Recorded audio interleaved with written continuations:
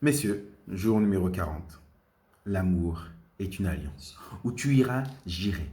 Où tu demeureras, je demeurerai. Ton peuple sera mon peuple et ton Dieu sera mon Dieu. Ruth, chapitre 1, verset 7. Félicitations à vous. Vous êtes arrivés au bout. Génial. Bravo. Vous êtes arrivés au bout de ce challenge, au bout de cette expérience de 40 jours. Mais aimer votre conjointe, ce n'est pas quelque chose qui a une fin. Le challenge, lui, touche à sa fin. Mais qui a dit que vous devriez cesser de vous challenger? Par exemple, moi j'ai un jardin. Ce dernier est magnifique, verdoyant, luxuriant, plein de fleurs et de fruits. Je suis tellement content de mon jardin, j'en profite tous les jours, j'en mange les fruits régulièrement. Mais si je ne prends pas soin de mon jardin, il devient très vite une véritable jungle avec des herbes super hautes, des feuilles et des fruits pourris qui jonchent le sol. Récemment, depuis une semaine, je vais dans le jardin tous les jours pendant plusieurs heures parce que ça fait plusieurs mois que je ne me suis pas occupé du jardin. Après maintenant près d'une semaine, environ, ouais, à peu près une semaine, j'ai 4 énormes sachets d'environ 15 à 20 kilos remplis de feuilles et de fruits pourris.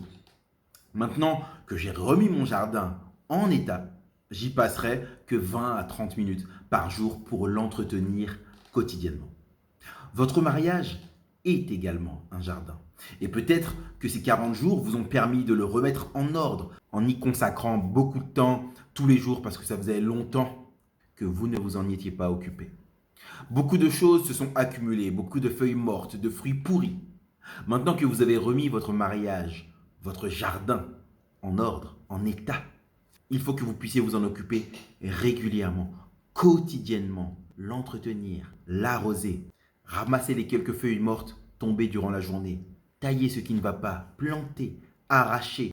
Aujourd'hui, je vous invite à voir votre mariage comme une alliance où vous vous donnez vous-même pour le bien de votre épouse pour la vie.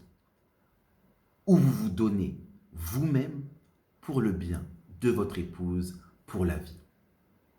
Dieu a fait plus d'une alliance dans la Bible. On a l'exemple de Noé avec l'arc-en-ciel, d'Abraham avec sa descendance, de Moïse avec la terre promise, de David avec un de ses descendants qui sera toujours sur le ciel. Et que dire de cette alliance que Jésus établit lui-même par son sang, offrant le pardon des péchés et la vie éternelle à quiconque entre dans cette alliance. Garder, conserver, respecter, honorer une alliance n'est pas quelque chose que nous pouvons faire de nos propres forces. On l'a vu plus d'une fois durant ces 40 jours. Nous voyons bien que c'est Dieu qui initie les alliances avec son peuple. Il est le seul en mesure d'accomplir ce qu'il a promis. Il est le seul en mesure de pardonner le bénéficiaire de l'alliance qui ne respecte pas sa part de l'alliance. Mais l'Esprit de ce Dieu habite aujourd'hui en vous par la foi en Jésus-Christ, si vous avez accepté Christ dans votre vie. Ce qui signifie que vous aussi, vous pouvez garder, conserver, respecter, honorer votre alliance par la foi.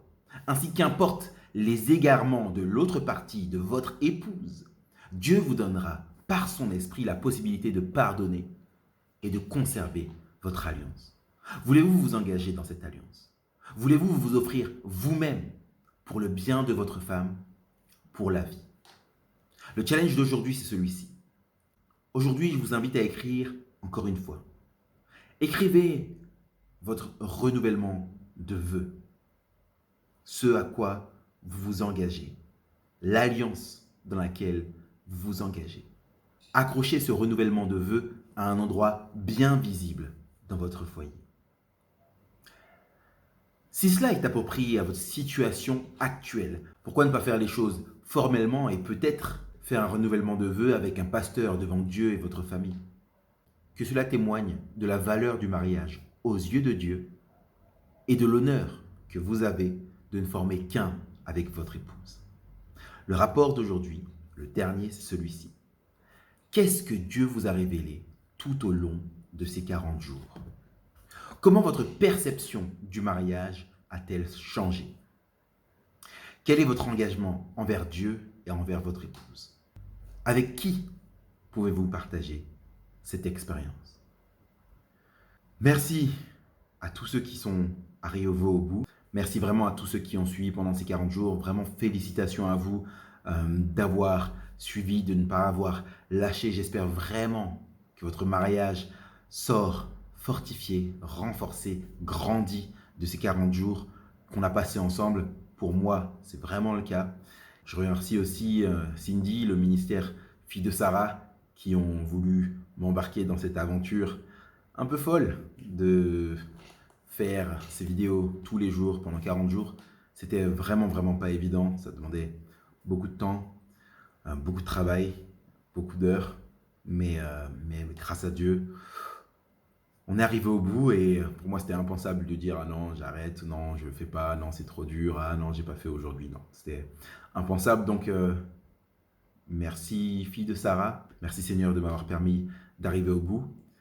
Je vais prendre un peu de repos pour ce qui me concerne, j'espère revenir dans quelques semaines avec des ajouts à ce qu'on a appris durant ce challenge parce qu'il y a eu beaucoup de sujets qui ont été abordés. J'aimerais vraiment faire quelques ajouts pour entrer un peu plus en profondeur sur certaines choses.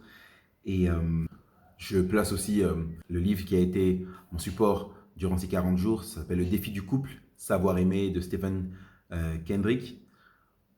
Et je suis obligé aussi de vous mettre le film qui va avec ce livre, ou bien le livre qui va avec le film, ou le film qui va avec le livre, qui s'appelle Fireproof. Vous pouvez le trouver facilement euh, sur Internet. C'est vraiment un film génial et je pense que ça va être aussi pour vous une belle conclusion de regarder un peu ce film.